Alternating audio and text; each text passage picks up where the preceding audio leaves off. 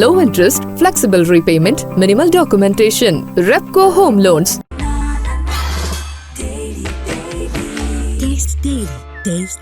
கருப்பை புற்றுநோய் குறித்த சந்தேகங்களுக்கான தங்கம் ஹோப்பை இலவசமாய் அணுகுங்கள். அதனால இது தேவா இளையராஜா பிரச்சனை இல்லை. ஒரு பெருந்தன்மை மிக்க ஒரு தேவாவுக்கும் எனக்குத்தான் சொந்தம் என்று சொல்லக்கூடிய ஒருத்தருக்கமான சண்டை. இது பொருளாதாரத்துக்கான பிரச்சனை இல்லை. அவருக்கு ஒரு ஈகோ. என்ன கட் பண்ணி விட்டுட்டு அவங்க கட்சியை நடத்துறாங்க. என் இசையை உன்னால புறக்கணிக்க முடியல, என்னை நீ புறக்கணிப்பியா, உன்னை என்ன பண்றேன் பாரு அப்படிங்கிற கோபம் தான். என்ன வச்சு பல கோடி ரூபா பிஸ்னஸ் பண்றீங்க நீங்க, ஆனா ஏன் அனுமதி இல்லாம பண்றீங்க? எனக்கு அதுல எந்த பங்களிப்பும் இல்லை, என்னையவே கழட்டி விட்டுட்டு என் பாட்டை பாட முடியும் அப்படின்னா சட்டப்பூர்வமாக நான் நடவடிக்கை எடுப்பேன். ஏன்னா அவர் அப்டேட்ல கிடையாது. இளையராஜா அவர் ஒரு தனித்த உலகத்துல இருக்காரு. கிங் டிவி நேயர்களுக்கு வணக்கம். இன்றைய சிறப்பு நேர்காணலில் நம்மோடு இணைந்திருக்கும் சிறப்பு விருந்தினர் எழுத்தாளர், மூத்த பத்திரிகையாளர் திரு ராஜ கம்பீரன் அவர்கள். சார் வணக்கம். வணக்கம். இசையின் கடவுள்னு பார்த்தீங்கன்னா இளையராஜா தொடர்ச்சியா பல வெற்றிகளை கொடுத்தவர். ஆனா இப்ப சமீபத்தில் ஏன் அப்படி சர்ச்சையில மாட்டிகிட்டே வர்றாரு சார்? என்ன காரணம்? அதுவும் குறிப்பா அந்த காப்புரிமை இஷ்யூ அவர் பெருசா அவருக்கு எதிர்வினை ஆட்டி இருக்கு அப்படின்னு சொல்லலாம். நேற்றோட ஒரு கேஸுக்கு ஆஜராயிருக்காரு. என்ன சம்மதம் சார்? இளையராஜாவை இசை கச்சேரிக்காக வேண்டி அமெரிக்காவில் இருக்கக்கூடிய ஒரு தமிழ்ச்சங்கம் போன்ற ஒரு அமைப்பு ஒரு நிகழ்ச்சிக்கு கேட்குறாங்க. அப்படி ஒரு நிகழ்ச்சிக்காக வேண்டி அவரை ஒரு பெரிய நிறுவனம் ஒப்பந்தம் செய்கிற போது முதல் கட்டமாக இவருடைய சம்பளம் மற்ற விஷயங்கள்லாம் பார்க்குற போது அது ரொம்ப ஜாஸ்தியாக இருக்குது. ஆமாம். ஆனால் பரவாயில்ல, இவரை வச்சே நம்ம ஒரு கச்சேரி நடத்தலாம், டிக்கெட் போட்டால் பெரிய அளவில் வசூலாயிரும் அப்படின்னு அங்கே இருக்கக்கூடிய ஒரு ஈவெண்ட் மேனேஜ்மெண்ட் மாதிரி ஒரு நிறுவனம் ஏற்பாடு செய்கிறது. அப்போ சில பேர் அந்த நிறுவனத்துக்கு ஆலோசனை சொல்கிறாங்க. இளையராஜா இசையில் நிறைய பாடல்கள் பாடினது யாருன்னா எஸ்பிபி தான். அதனால் எஸ்பிபி கச்சேரி வச்சிட்டோம்னா நம்ம இந்த பட்ஜெட் நமக்கு குறைஞ்சிரும், இவ்வளோ பட்ஜெட் வராது, அதை நம்ம கொஞ்சம் குறைச்சிடலாம் அப்படின்னு சொல்கிற போது இளையராஜாட்ட பேச்சுவார்த்தையோட நிப்பாட்டிட்டு எஸ்பிபியை கூட்டு போயிட்டாங்க பாடுறதுக்கு. ஆமாம். அதில் எல்லா பாட்டும் இவர் பாட்டு தானே வரும். ஆமாம். அப்போ எதுக்கு அவரை நம்ம கூட்டிகிட்டு போகணும்? அவர் இசையமைச்ச பாட்டு தான். இப்போ ஒரு எடுத்துக்காட்டுக்காக சொல்கிறேன். இப்போ இளையராஜா அவர்களை பாட வைப்பதற்கு அவங்களுடைய டீமோட அந்த நிகழ்ச்சி நடத்துறதுக்கு ஒரு 50 கோடி செலவாகும் அப்படின்னு திட்டமிட்டா, ஆமாம், ஒரு 30 கோடியில் அவர் முடிச்சு கொடுத்துருவாரு. அப்படின்னா அந்த நிறுவனத்துக்கு ஒரு 20 கோடி லாபம். அது மாதிரி என்ன செஞ்சிட்டாங்கன்னா, ஒரு நிறுவனம் ஒப்பந்தம் செய்து விட்டு இவரை கலட்டி விட்டுட்டு எஸ்பிபி வச்சு அந்த நிகழ்ச்சி நடத்திட்டாங்க. ஒரு லைவ் ப்ரோக்ராம் பண்ணிட்டாங்க. இந்த தகவல் இவருக்கு வருது. அப்போ தான் அவர் என்ன செய்கிறாருன்னா, என்ன வச்சு பல கோடி ரூபா பிஸ்னஸ் பண்ணுறீங்க நீங்கள், ஆனால் ஏன் அனுமதி இல்லாமல் பண்ணுறீங்க? என்னோட பாட்டை நீங்கள் பாடி சம்பாதிக்கிறீங்க அல்லது நிகழ்ச்சி நடத்தி சம்பாதிக்கிறீங்க, எனக்கு அதில் எந்த பங்களிப்பும் இல்லை, என்னையவே கழட்டி விட்டுட்டு என் பாட்டை பாட முடியும் அப்படின்னா சட்டப்பூர்வமாக நான் நடவடிக்கை எடுப்பேன் அப்படின்ட்டு அவர் என்ன பண்ணுறாருன்னா, ஒவ்வொரு மாகாணமாக அது சில ஊர்கள், இப்போ எப்படி நம்ம ஊரில் மதுரையில் ஒரு கச்சேரி, திருநெல்வேலியில் ஒன்று, சென்னையில் ஒன்று நடத்துகிறாங்களோ அது மாதிரி பெங்களூரில் நடத்துகிறாங்க. அது மாதிரி மாநகரங்களை நோக்கி நடக்கிற கச்சேரியில் ஒரு நிகழ்ச்சி பாடிட்டார் அவர் எஸ்பிபி. அடுத்த ப்ரோக்ராமுக்கு போகிறதுக்குள்ளே அந்த நிறுவனத்தின் மேலே தடை விதிச்சிட்டாங்க. கோர்ட்டு மூலமாக ஸ்டே வாங்கிட்டாங்க. இப்படித்தான் அந்த பிரச்சனை. அவருக்கு என்னென்னா, சாமானிய மக்கள் அவருடைய பாடலை பாடுவது குறித்து அவருக்கு பிரச்சனை இல்லை. ஆனால் அதை கமர்ஷியல் பண்ணுறீங்க, அதுவும் மல்டி மில்லியன், நீங்கள் பல கோடிக்கு அதில் வியாபாரம் பண்ணுறீங்க அப்படின்னா என்கிட்ட சட்டப்பூர்வமாக அனுமதி வாங்கணும், காப்பிரைட் எனக்கு தான் சொந்தம் என்று இளையராஜா அவர்கள் ஒரு வழக்கு போட்டார். அதிலிருந்து அந்த வழக்கு தொடருது. ஆமாம்.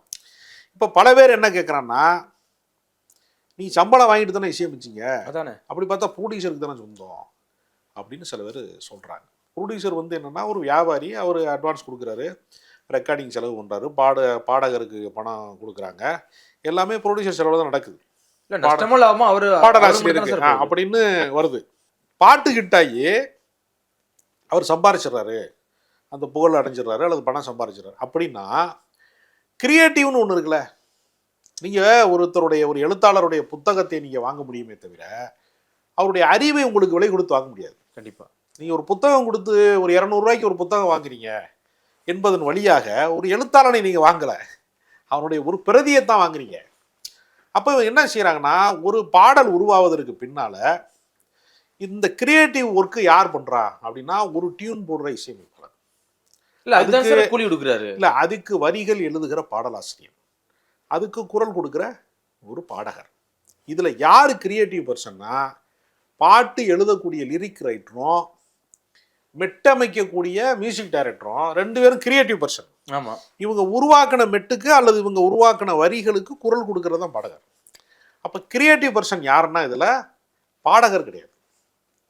பாடல் ஆசிரியர் ஒரு கிரியேட்டிவ் பர்சன், மியூசிக் டைரக்டர் ஒரு கிரியேட்டிவ் பர்சன். 2 பேருக்கு வந்து காப்பிரைட் இருக்கு. இவர் என்ன சொல்றாருன்னா, எனக்கு என்னை கேட்காம நீ வந்து கமர்ஷியல் பண்ணக்கூடாது. இப்போ விமான நிலையத்தில் வந்து இவருடைய பாடல் இசைக்குது, எஃப்எம்ல பாடல் இசைக்குது, தொலைக்காட்சியில் வந்து இவருடைய பாடல்கள் வந்து போடுறாங்க அப்படின்னா அது சட்டப்பூர்வமாக அது வந்து முன் அனுமதி பெற்றது.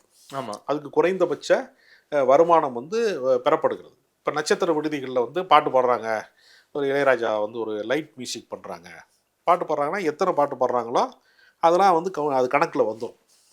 அதுக்கு வந்து நிறுவனம் இருக்கிறது, அவங்க வந்து இந்த பாடலுக்கான அனுமதியையும் அதுக்கான பர்சன்டேஜும் கொடுத்துருவாங்க. இவர் என்ன சொல்கிறாருன்னா, இப்போ அதாவது சர்வதேச நகரங்களில், உலக அளவில் பெரிய பெரிய மாநகரங்களில், சிங்கப்பூர், மலேசியா, அந்த மாதிரி நாடுகளில், வளைகுடா நாடுகளில், துபாயில் கச்சேரி நடக்குது, மலேசியாவில் நடக்குது, சிங்கப்பூர் நடக்குதுங்கிறப்ப அங்கே வந்து பயங்கரம் பல கோடி 100 கோடிக்கெலாம் பிஸ்னஸ் ஆகுது. அங்கே என் பாட்டை என் அனுமதி இல்லாமல் பாடாது, எனக்குரிய காப்புரிமைக்கு எனக்குரிய இதை கொடுக்கணும், சன்மானம் கொடுக்கணும். இது வந்து பொருளாதாரத்துக்கான பிரச்சனை இல்லை, அவருக்கு ஒரு ஈகோ. என்ன கட் பண்ணி விட்டுட்டு அவங்க கச்சேரி நடத்துறாங்க, என்ன கூப்பிடாம, ஆமா என்னைய கூப்பிடாம என் பாட்டை பாடி என் இசையை உன்னால புறக்கணிக்க முடியல, என்னை நீ புறக்கணிப்பியா, உன்னை என்ன பண்றேன் பாரு அப்படிங்கிற கோபம் தான் அவருக்கு. ஆனா இதற்கு நேர்மாறாக வந்து இப்ப வந்து ரஹ்மான் கச்சேரி நடக்கிறது, அந்த மாதிரி பல கச்சேரிகள் நடக்கிறது. அவங்க யாரும் இந்த மாதிரி வழக்கு போடலை, அவங்க ஏற்கனவே அதை முறைப்படுத்தி நடத்துகிறாங்க. இவருக்கு வந்து இன்னைக்கு இருக்க கார்ப்பரேட் அரசியல் தெரியாது. நிறுவனமயமாக்கப்பட்ட இந்த நவீன உலகத்தின் மாற்றங்கள் அப்படிங்கிறதெல்லாம் அவர் யாராவது சொன்னாதான் தெரியும். ஏன்னா அவர் அப்டேட்டில் கிடையாது. இளையராஜா வந்து அவர் ஒரு தனித்த உலகத்தில் இருக்கார். ஆமாம், இசை அது அந்த மாதிரியான ஒரு உலகத்தில் இருக்கிறாரு. நடைமுறை வாழ்வியல் சார்ந்த சில விஷயங்களை அவரோட வழக்கறிஞர்கள், அவருடைய ஆலோசகர்கள் சொல்கிறாங்க. அதன்படி ஒரு சட்டப்பூர்வமாக ஒரு வழக்கு போட்டு. இல்லை எல்லாரும் என்ன கேட்குறாங்கன்னா, ஐயா மொத்த பணமும் போட்டு நஷ்டம் லாபத்தில் வந்து முறையாக வச்சுக்கிறேன் பார்த்தீங்கன்னா அது தயாரிப்பாளர் தான். ஆனால் இவர் வந்து தனியாக எனக்கு காப்புரிமை கேட்குறதுல எந்த வித்திய நியாயம் அப்படின்னு கேட்குறாங்க சார். இல்லை அது அப்படி சொல்ல முடியாது. படைப்பாளி அப்படிங்கிறப்ப திருவள்ளுவர் எந்த காலத்தில் எழுதினார், பல 1000 ஆண்டுகளுக்கு முன்பு எழுதப்பட்டதுன்னு சொல்கிறாங்க. இன்றைக்கும் அதை மேற்கோள் காட்டுறோம். இப்போ திருவள்ளுவர் சிந்தித்த ஒரு வரியை வந்து ஒரு சினிமா பாடலாசிரியர் வந்து பாட்டு வரிக்குள்ளே பயன்படுத்துகிறார். இப்போ திருவள்ளுவருக்கு வந்து அவர் வந்து ராயல்ட்டி கொடுத்துட்டா பயன்படுத்துறாரு? அது கிடையாது. திருவள்ளுவர் ஓவியத்தில் வரைஞ்சி வச்சிருக்கோம். இளையராஜா அதை இசையமைத்த பல பாடல்கள் வந்து பாட்டு கிட்டாருனாலும் படம் தோல்வி அடைஞ்சிருக்கு. அந்த நஷ்டமும் தயாரிப்பாளர் சார் எடுத்துக்கிட்டாரு. இல்லை ஆடியோ ரைட்ஸ்னு ஒன்று இருக்குது தனியாக. படம் ஓடுறது ஓடாதுக்கும் இசையமைப்பாளருக்கும் தொடர்பு கிடையாது. ஆடியோ ரைட்ஸாக அது சக்ஸஸ் ஆகிருக்கும். திரும்ப திரும்ப சில பாடல்கள் ஒளிபரப்பாகிற போது அதுக்கான பேமெண்ட்டுங்கிறது வந்து இருக்கும். இப்போ தயாரிப்பாளருக்கு வந்து இது சொந்தமா அல்லது வந்து இசையமைப்பாளருக்கு சொந்தமா அப்படின்னு சட்டப்பூர்வமாக என்ன சொல்கிறாங்கன்னா, இசையமைப்பாளருக்கும் பாடலாசிரியருக்கும் சட்டப்பூர்வமாக உரிமை இருக்கிறது.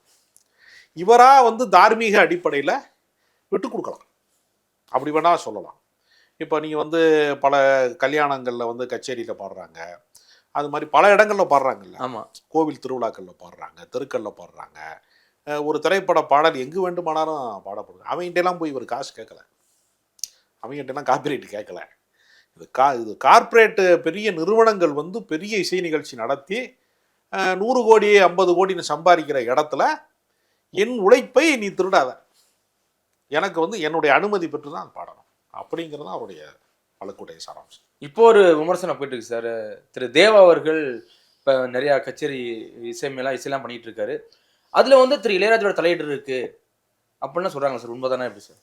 இல்லை தலையீடுன்னு சொல்ல முடியாது. அது எப்படின்னா, உங்களுடைய பாடல்கள் வந்து இந்த மாதிரி கச்சேரிகளில் பாடப்படுவதை பற்றி என்ன நினைக்கிறீங்க அப்படின்னு தேவாட்ட கேட்குறப்ப, என் பாடலை வந்து இப்போ சமீபத்தில் லப்பர் பந்துங்கிற படத்தில் தேவாவினுடைய பாட்டை வந்து அதிகமாக பயன்படுத்தியிருக்கிறாங்க. ஆமாம், ஏன்னா இவர் பாட்டை பயன்படுத்தினா இவர் வந்து கமர்ஷியலாக பயன்படுத்தக்கூடாது, அதுக்கு உனக்கு அனுமதி இல்லை அப்படின்னு இளையராஜா வந்து சட்ட நடவடிக்கை எடுக்கிறார். ஏன்னா 96ங்கிற ஒரு திரைப்படத்தில் இளையராஜா இசை தொடர்ந்து வந்தது குறித்து அவர் மகிழ்ச்சி அடையலை. என் பாட்டை வந்து உனக்கு அறிவு இருக்கா, உனக்கு ஆண்மை இருக்கா அப்படிலாம் கேட்டார். அப்படி கேட்கிற போது அடுத்த தலைமுறை இயக்குனர்கள் வந்து ஒரு ஒரு காலகட்டத்தை நினைவுபடுத்துகிற படம், இப்போ 80களினுடைய காலகட்டத்தை நினைவுபடுத்துகிற ஒரு சினிமா எடுக்கிறாங்கன்னா 80களில் என்ன திரைப்படம் வந்துச்சு, அந்த காலகட்டத்தில் என்ன சினிமா வந்துச்சு, அலையலு இதில் வந்துச்சு, அப்படி ஏதோ ஒரு படத்தை நினைவுபடுத்துறது மூலமாக அந்த காலகட்டத்திற்கு திரும்பி செல்வதற்கு இசை வந்து ஒரு ஒரு ஃப்ளாஷ்பேக்கு பயன்படுது. அதுக்கு தான் இளையராஜா பயன்படுத்துகிறாங்க. ஆமாம். இப்போ அதை ஒரு பயன்படுத்தக்கூடாதுன்னு சொல்கிறப்ப அதுக்கு மாற்ற அவங்க என்ன பண்ணுறாங்கன்னா, அதுக்கு பின்னாடி வந்த இசையமைப்பாளர் இளையராஜா காலத்துக்கு பின்பு வந்ததில் பெரிய தாக்கத்தை 90களில் உருவாக்குனதுல தேவாவுக்கு ஒரு பெரிய பங்கு இருக்குது. கண்டிப்பாக. அப்போ தேவாவோட இசையை வந்து பயன்படுத்துகிறாங்க. தேவாவோட இசையை பயன்படுத்துறது குறித்து அவர்கிட்ட கேட்குறாங்க, உங்கள் பாட்டை பாடுறாங்களே இந்த மாதிரி பயன்படுத்துகிறாங்களே சினிமாவிலாம் சொன்னால் அது என்னோட கொடுப்புனை, நான் ரொம்ப சந்தோஷமாக அதை எடுத்துக்கிறேன், என் பாட்டை பரவாயில்ல எனக்கு சந்தோஷம் அப்படின்னு அவர் வந்து ஒரு கலைஞனாக மகிழ்ச்சி அடைகிறார்.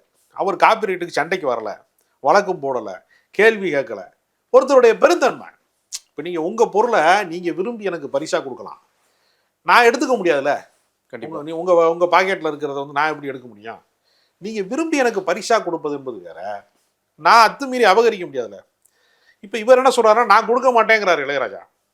நான் கொடுக்குறேன், தாராளமாக எடுத்துக்கோங்க, உங்களுக்கு இல்லாததாங்கிறார். அதனால் தேவா வந்து பாரி வள்ளல் மாதிரி முல்லைக்கு தேர்ந்தது மாதிரி தர்றேங்கிறாரு. இவர் என்ன சொல்கிறாருன்னா, நான் ஏன் தரணும்னு கேட்குறாரு.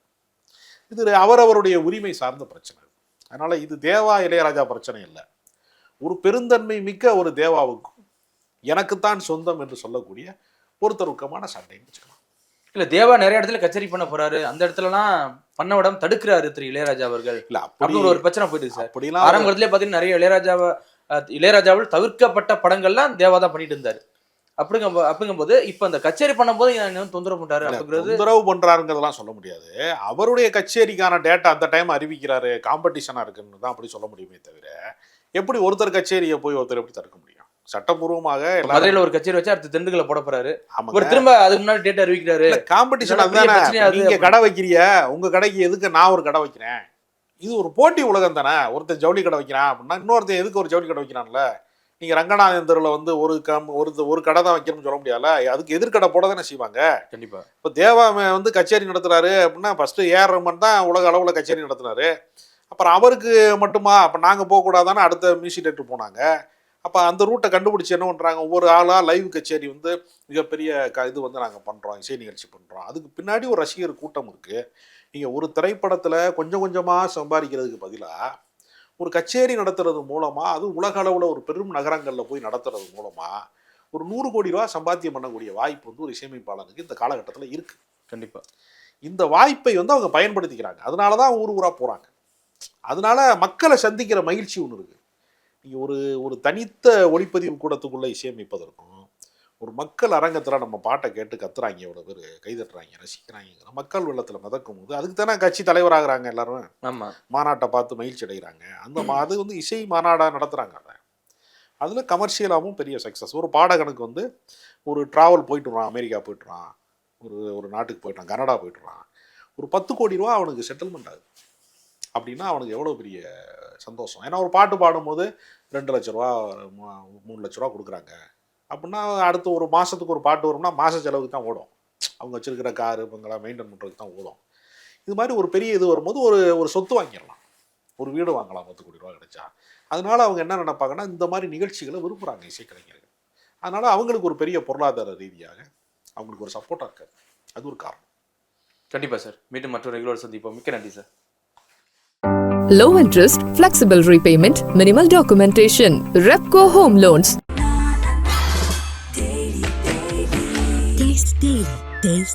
கருப்பை புற்றுநோய் குறித்த சந்தேகங்களுக்கான தங்கம் ஹோப்பை இலவசமாய் அணுகுங்கள்.